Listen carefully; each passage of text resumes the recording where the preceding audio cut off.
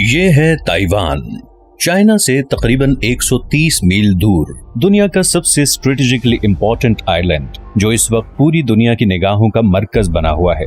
Taiwan के मुतालिक एक चीज जान लीजिए कि ये छोटा सा आइलैंड आने वाले दिनों में पूरी दुनिया की तकदीर तय करने वाला है। जो भी ताइवान को कंट्रोल करेगा 21वीं सदी का मालिक वही होगा। ऐसा क्या राज है इस 2 करोड़ की छोटी सी आबादी वाले मुल्क में कि आज दुनिया की 2 बड़ी सुपर पावर्स इसका कंट्रोल हासिल करना चाहती हैं और इसके लिए वो किसी भी हद तक जाने को तैयार हैं। अभी हाल ही में ताइवान और चाइना के दरमियान पॉलिटिकल टेंशन बहुत ज्यादा बढ़ गई है और अगर चाइना और ताइवान के दरमियान जंग शुरू हो गई तो इसके वो असरात होंगे कि लोग रशिया यूक्रेन तो क्या वर्ल्ड वॉर 2 को भी भूल जाएंगे, क्योंकि ताइवान के मुतालिक 2 ऐसे फैक्ट्स हैं जो ज्यादातर लोग जानते ही नहीं। ताइवान की हिस्ट्री की बात करें तो ताइवान पर हजारों साल से बीजिंग में मौजूद चाइनीज क्विंग डायनेस्टी की हुकूमत रही है।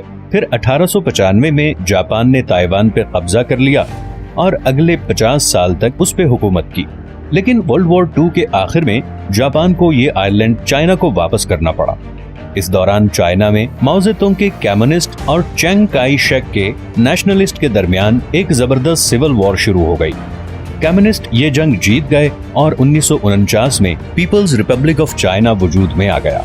दूसरी तरफ नेशनलिस्ट चाइना से भागकर ताइवान आ गए और तब से लेकर आज तक ताइवान उन नेशनलिस्ट्स के कंट्रोल में ही है। और 1945 में शुरू होने वाली ये सिविल वॉर अब इंटरनेशनल जियोपॉलिटिक्स का एक इंतहाई इम्पोर्टेंट हिस्सा बन चुकी है। एक तरफ ताइवान है जो अब एक डेवलप्ड वेस्टर्न ओरिएंटेड कंट्री बन चुका है, जो कि किसी भी हाल में चाइना की कम्युनिस्ट पार्टी के कंट्रोल में नहीं जाना चाहता, और दूसरी तरफ चाइना है जो अभी भी ताइवान को अपना हिस्सा मानता है। और अगर मैं प्रेसिडेंट शी जिनपिंग की रिसेंट स्पीच को कोट करूं तो ताइवान को दोबारा बीजिंग के कंट्रोल में लाना चाइना का एक हिस्टोरिक मिशन है और इस मिशन को पूरा करने के लिए चाइना किसी भी हद तक जा सकता है। लेकिन क्या वाकई चाइना ताइवान पे अटैक करेगा? और क्या अमेरिका, जो कि ताइवान का अनऑफिशियल प्रोटेक्टर है, ये सब होने देगा? 77 साल गुजरने के बावजूद ताइवान यूनाइटेड नेशन का मेंबर नहीं बन सका और आज की डेट में सिर्फ 15 छोटे कंट्रीज ताइवान को ऑफिशियली रिकॉग्नाइज करते हैं। और इसकी वजह यह है कि चाइना ताइवान को सिर्फ एक बागी प्रोविंस समझता है और किसी भी ऐसे मुल्क के साथ डिप्लोमेटिक रिलेशंस नहीं रखता जो ताइवान को ऑफिशियली रिकॉग्नाइज करता हो।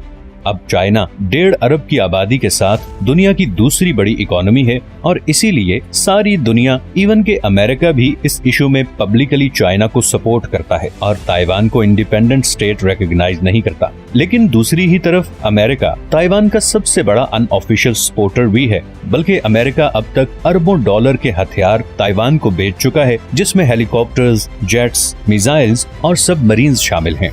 अमेरिका के बहरी जहाज भी हर महीने में एक दफा ताइवान स्ट्रेट में जरूर पेट्रोल करते हैं। अमेरिकन प्रेसिडेंट जो बाइडेन ने अभी पिछले अक्टूबर में ही ये पब्लिकली कहा कि अगर चाइना ने ताइवान पे हमला किया तो अमेरिका उसे हर हाल में डिफेंड करेगा।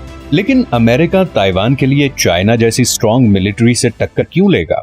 इसकी सबसे पहली वजह है चाइना की जोग्राफियाई हकीकत। चाइना के पास 14,000 किलोमीटर लंबी दुनिया की 10वीं बड़ी कोस्ट लाइन है जो पैसिफिक ओशन को टच करती है। चाइना की आधी से ज्यादा आबादी इन्हीं साहिली इलाकों में रहती है। दुनिया के बड़े पोर्ट सिटीज जैसे कि हांगकांग, शेंजन और शंघाई वगैरह इसी कोस्ट लाइन पे हैं और ये शहर चाइना की इकोनॉमी को बाकी दुनिया की सप्लाई चेन से कनेक्ट करते हैं और यहीं से सारी दुनिया को चाइना अपनी चीजें एक्सपोर्ट करता है। लेकिन इन सारे रास्तों में छोटे छोटे आइलैंड हैं जैसे जापानीज आर्किपेलागो, रियूको आइलैंड और फिलीपींस वगैरह, जिनकी वजह से ऐसे चोक पॉइंट्स बने हुए हैं। चाइना की बदकिस्मती ये है कि ये सारे आइलैंड्स अमेरिका के इन्फ्लुएंस में हैं, यानी ये उसके दोस्त हैं। तो चाइना के सारे समुद्री जहाज असल में उन चोक पॉइंट्स से गुजर कर जाते हैं जो उसके सबसे बड़े दुश्मन अमेरिका के कंट्रोल में हैं। और ये सब अमेरिका ने बहुत इंटेंशनली 1950 में डिजाइन किया था, जब कम्युनिस्ट पार्टी ने चाइना पे कब्जा किया था। अमेरिका का इस पॉलिसी बनाने का मकसद था ईस्टर्न पैसिफिक ओशन में अपना कंट्रोल और डोमिनेंस बरकरार रखना। अब चाइना के साथ किसी भी कॉन्फ्लिक्ट की सूरत में अमेरिकन नेवी और उसके ये दोस्त आइलैंड्स ये चोक पॉइंट्स ब्लॉक कर सकते हैं और ऐसा कदम पूरी चाइनीज इकोनॉमी को घुटनों पे ले आएगा। इसीलिए ताइवान अमेरिका और चाइना दोनों के लिए बहुत ही इम्पोर्टेंट पॉइंट है। और अगर फर्ज करें कि चाइना ने ताइवान पे कब्जा कर लिया तो न सिर्फ अमेरिका की एक बहुत बड़ी आउटपोस्ट हाथ से निकल जाएगी, बल्कि चाइना के लिए बाकी पैसिफिक ओशन के आइलैंड्स पे कब्जा करना भी आसान हो जाएगा। लेकिन ये तो सिर्फ पहली वजह है जो ताइवान को इतना खास बनाती है। दूसरी वजह शायद इससे बहुत ज्यादा इम्पोर्टेंट है। ताइवान दुनिया में सबसे ज्यादा सेमीकंडक्टर चिप्स बनाने वाला मुल्क है। ये वो चिप है जो तमाम सिविलियन और मिलिट्री टेक्नोलॉजी में यूज होती है, जैसे कि स्मार्टफोन्स, कंप्यूटर्स और मिसाइल डिफेंस सिस्टम वगैरह। पूरी दुनिया की तकरीबन 65% सेमीकंडक्टर चिप्स ताइवान में बनती हैं।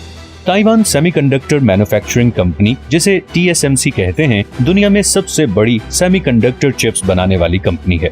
अमेरिकन सेमीकंडक्टर कंपनीज जैसे कि इंटेल, AMD और एप्पल वगैरह ने भी अपनी चिप प्रोडक्शन TSMC को आउटसोर्स की हुई है, और गो के इसकी वजह से उन्हें कॉस्ट कम पड़ती है और प्रॉफिट्स ज्यादा आते हैं। मगर दूसरी तरफ वो बहुत हैवीली TSMC पर डिपेंडेंट हैं, और अगर चाइना ने ताइवान पर कब्जा किया तो अमेरिका के सारे एडवांस्ड मिलिट्री वेपन्स और इंडस्ट्रियल टेक्नोलॉजी बुरी तरह कॉम्प्रोमाइज हो जाएगी, जिसका आसान मतलब ये है कि चाइना के कंट्रोल में वो चीज आ जाएगी जिस पे सारी फ्यूचर टेक्नोलॉजी जैसा कि आर्टिफिशियल इंटेलिजेंस और इवन मॉडर्न हथियार डिपेंडेंट हैं। इसका लाजमी नतीजा ये होगा कि मॉडर्न वॉरफेयर में चाइना पूरी दुनिया में टॉप पे आ जाएगा।